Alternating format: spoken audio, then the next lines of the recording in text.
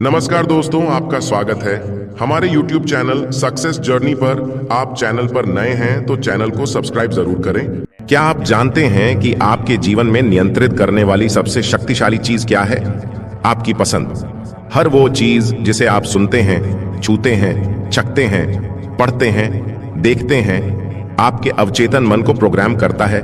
कुछ नकारात्मक चीजें जो आपके मन में एक स्थान बना लेती हैं और आप ठीक वैसे ही अपनी जिंदगी में पूरा करना चाहते हैं। आपके पास अपने लिए चुनने की क्षमता की कमी है और इस क्षमता द्वारा मन पर नियंत्रण किया जा सकता है।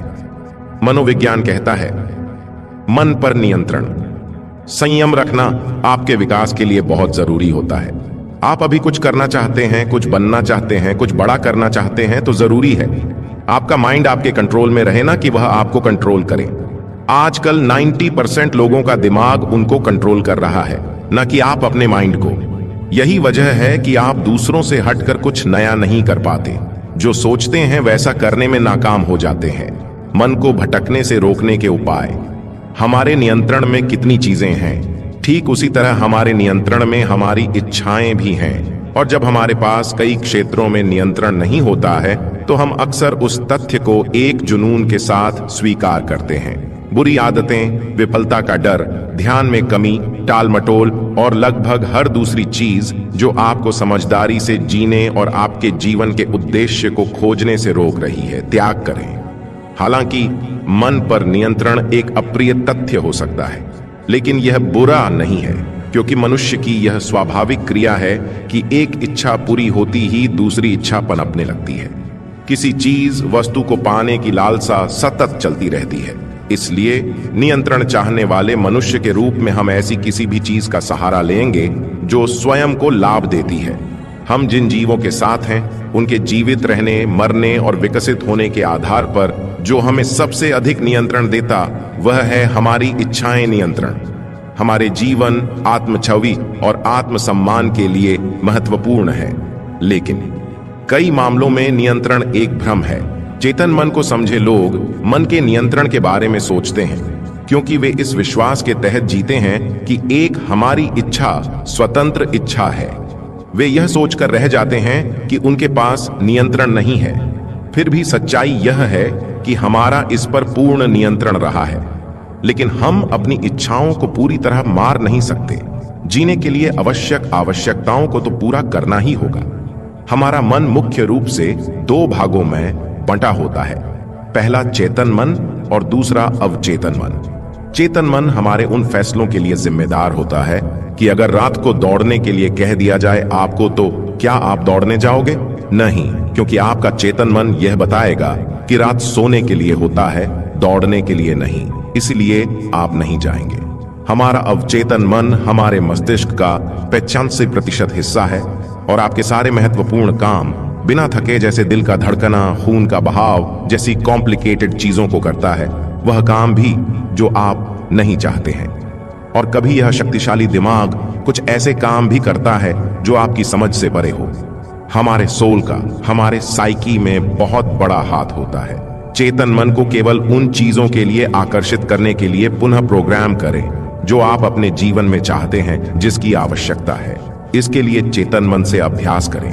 आपके लिए मुख्य बिंदु है आपके लिए सबसे अच्छा क्या है। यह चुनने के लिए अपनी सहज शक्ति को जगाएं। आप अपने जीवन में क्या चाहते हैं, उस वन थिंग को खोजें। अपनी आंतरिक पुकार के लक्ष्य को सुनें। इसके बारे में मानसिक स्पष्टता प्राप्त करें। अपनी पुराने स्वयं को पीछे छोड़ दें। अपने उच्चतम खुद को विकसित करें। Alpha meditation benefits. अगर हम इलेक्ट्रिक वायर में करंट में आने वाली रुकावट यानी रेजिस्टेंस को कम कर देंगे तो उसमें से ज्यादा फ्लो हो सकता है।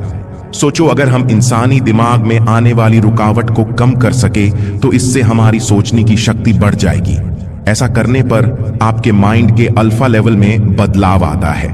अल्फा लेवल माइंड का वो लेवल होता है जिसमें हम मेडिटेशन या पूरी फोकस के वक्त होते हैं। अल्फा लेवल में हम अपने माइंड को गहराइयों तक जाकर एक्टिवेट करते हैं। कोई भी इंसान अगर अपनी अल्फा लेवल में सचेत रहते हुए पहुंच जाए और वह अपनी अवचेतन मन में जो चाहे वो डाल दे, जैसे एक सफल व्यक्ति बनना है या टॉप करना है, तो उसका अवचेतन मन उस काम को एग्जीक्यूट करने लगेगा और अनजाने में ही आप वो सारे काम करने लगेंगे जो आपको एक सफल व्यक्ति बनने के लिए जरूरी है। हालांकि हमारा मन चंचल स्वभाव का होता है, कभी बेवकूफ तो तर्कबाजी, कभी बेफिक्र तो कभी फिक्रमंद होता है। अपने स्वयं के विचारों और भावनाओं को नियंत्रित करने में सक्षम होना सबसे कठिन चीजों में से एक है जो हर कोई नहीं कर सकता है, लेकिन चाह लिया तो कुछ भी असंभव नहीं है। बचपन से लेकर आज तक अनजाने में ही हमारे आसपास के लोग, हमारे दोस्त परिवारजनों द्वारा हमारे दिमाग का निगेटिव प्रोग्रामिंग होते आया है। यही वजह है कि हमारे आसपास के मोह में बंधे रहते हैं। इस नकारात्मक प्रोग्रामिंग की वजह से हम अपने विचार, इच्छाओं, लक्ष्य यानी जो असल में करना चाहते हैं प्राप्त नहीं कर पाते हैं। लेकिन वे व्यक्ति जो जानते हैं कि लोग कैसे प्रतिक्रिया देते हैं और प्रतिक्रिया करते हैं, उस ज्ञान का उपयोग हमें हर समय नियंत्रित और हेरफेर करने के लिए करते हैं। खुद से सवाल करें, तुम्हें क्या चाहिए? हमारे विकास में एक कारण यह निर्धारित करता है कि हम कितने अधिक नियंत्रण में हैं। विकास का अगला स्तर यह जानना है कि हम नियंत्रित हो सकते हैं और हमेशा हमारे जानने के बाद कुछ सूक्ष्म प्रभाव में रहते हैं। सभी अनावश्यक कार्य, विचारों, भावनाओं से छुटकारा पाएं जो आपकी ऊर्जा को खत्म करते हैं। यदि हम इस तथ्य से लड़ने के बजाय कैसे विकसित होना है शुरू करेंगे कि हम मन के नियंत्रण के अधीन हैं, तो हमने इसे स्वीकार कर लिया। यह हमारी सीमाओं को समझने और उन्हें नकारने के लिए काम करने के बीच का अंतर होगा।